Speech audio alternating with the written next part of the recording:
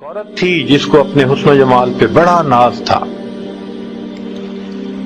وہ ایک مرتبہ نہانے کے بعد کپڑے بدل کے اپنے بال سنوار رہی تھی، آئینے کے سامنے کھڑی تھی اور بہت اپنے آپ پہ فریفتہ تھی کہ میں بہت حور پری ہوں۔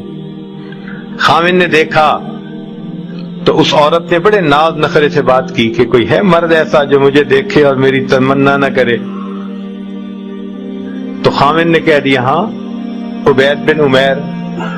یہ مسجد نبوی میں ایک خطیب تھے، اس زمانے میں عالم تھے جو درس دیتے تھے اور بڑے باخدا بزرگ تھے۔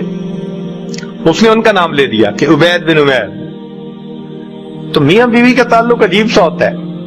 آگے سے کہنے لگی کہ تو مجھے دے اجازت، میں تجھے دکھاتی ہوں کہ وہ پھسلتا کیسے ہے۔ اس نے کہا ٹھیک۔ عورت کو اجازت مل گئی، وہ نکلی باہر، مسجد کے دروازے پر آ کر کھڑی ہو گئی۔ اب مسجد سے جب وہ باہر نکلے تو عورت نے پہلے تو ایسی بات کہی کہ جیسے کوئی مسئلہ پوچھنے کے لیے کھڑی ہو، تو چونکہ انہوں نے مسئلہ بتانا ہوتا تھا، ذمہ دار تھے، تو وہ کھڑے ہو گئے۔ اس نے بات کرتے کرتے اچانک اپنا نقاب ہٹا دیا۔ اس کا خیال یہ تھا کہ جب وہ میرے حسن و جمال کو دیکھیں گے تو فریفتہ ہو جائیں گے۔ جیسے ہی اس نے ایسا کیا تو انہوں نے نظر ہٹا لی اور کہا کہ دیکھو، تم کیوں ایسے کام کے بارے میں سوچتی ہو جس سے دنیا میں بھی تمہیں ذلت ملے گی، آخرت میں بھی تمہیں ذلت ملے گی۔ اب یہ الفاظ اتنے درد کے ساتھ ان کے منہ سے نکلے، وہ شرما گئی، واپس آ گئی۔ خاوند نے پوچھا کیا بنا؟ کہنے لگی کیا مرد ہی نیک ہوتے ہیں، عورتیں نہیں نیک ہو سکتی؟ میں بھی نیک بنوں گی۔ اس کی زندگی بدل گئی۔ اس کے بعد وہ روز اپنے خاوند سے پوچھتی عشاء کے وقت کہ تمہیں میری ضرورت ہے؟ اگر کہتا ہاں تو خاوند کے پاس وقت گزارتی، اور اگر وہ کہتا نہیں تو جبہ پہن لیتی اور ساری رات مصلی پہ عبادت کرتی۔ اس کا خاوند کہا کرتا تھا کہ پتہ نہیں عبید بن عمیر نے ایک فکرہ بول کے میری بیوی کو راہبہ کیسے بنا دیا۔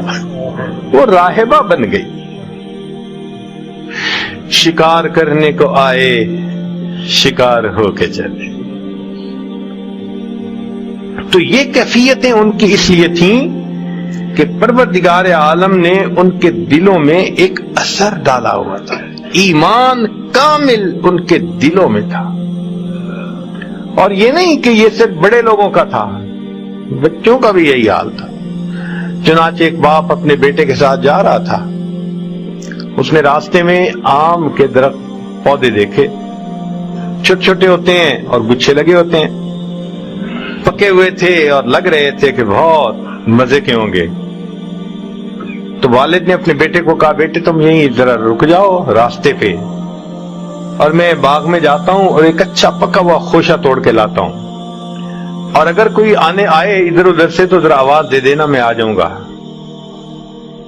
وہ جی چلا۔ جیسے خوشے کے قریب پہنچا تو بچے نے پیچھے سے آواز لگا دی، یا ابی احد یرانا، اے ابا جان کوئی ہمیں دیکھ رہا ہے۔ تو وہ گھبرا گیا اور ویسے ہی واپس آ گیا۔ آ کے دیکھا تو گلی میں تو کوئی بھی نہیں تھا۔ اس نے کہا گلی میں تو کوئی نہیں۔ اس نے کہا انسانوں میں سے ہمیں کوئی نہیں دیکھ رہا، انسانوں کا پروردگار ہمیں دیکھ رہا ہے۔ چھوٹا بچہ 10 سال کی عمر ہے تقریباً، اس کا بھی یقین ایسا بن گیا تھا۔ اور یہ یقین خود بخود نہیں بنتا تھا، ماں باپ بناتے تھے۔ چنانچہ داؤد طائی رحمت اللہ علیہ ایک بزرگ گزرے ہیں، بڑے محدث بھی تھے اور فقیہ بھی تھے، اور مشائخ میں سے تھے، مشائخ صوفیاء میں سے تھے۔ امام اعظم ابو حنیفہ رحمت اللہ علیہ کے ہاں جو خاص شاگرد تھے نا 40، جو فتویٰ لکھنے میں مشورے میں کام آتے تھے، جو مجلس مشاورت تھی، یہ اس میں سے ایک تھے، مگر تقویٰ کے پہاڑ تھے۔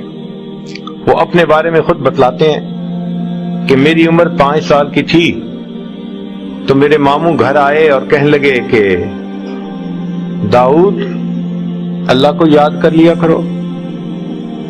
میں نے کہا کیسے یاد کروں ماموں؟ کہنے لگے جب تم سونے لگے ہو نا بستر پہ تو اس وقت تم چند مرتبہ کہہ لیا کرو اللہ میرے ساتھ ہے، اللہ مجھے دیکھتا ہے، بس یہ کہہ لیا کرو اور سو جایا کرو۔ میں نے کہنا شروع کر دیا، پھر ملاقات ہوئی تو کہنے لگے اللہ کو یاد کرتے ہو؟ میں نے کہا میں اتنی دفعہ۔ کہنے لگے کچھ زیادہ کہا کرو۔ تو کہنے لگے میں پھر سونے سے پہلے اللہ مجھے دیکھتا ہے، اللہ میرے ساتھ ہے۔ اب جو بات بندہ روز کرتا رہے اس کا دل پہ اثر ہوتا ہے۔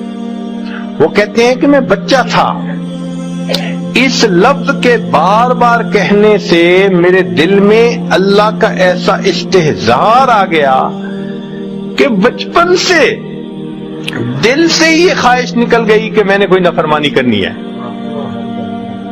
اللہ اکبر، بچپن سے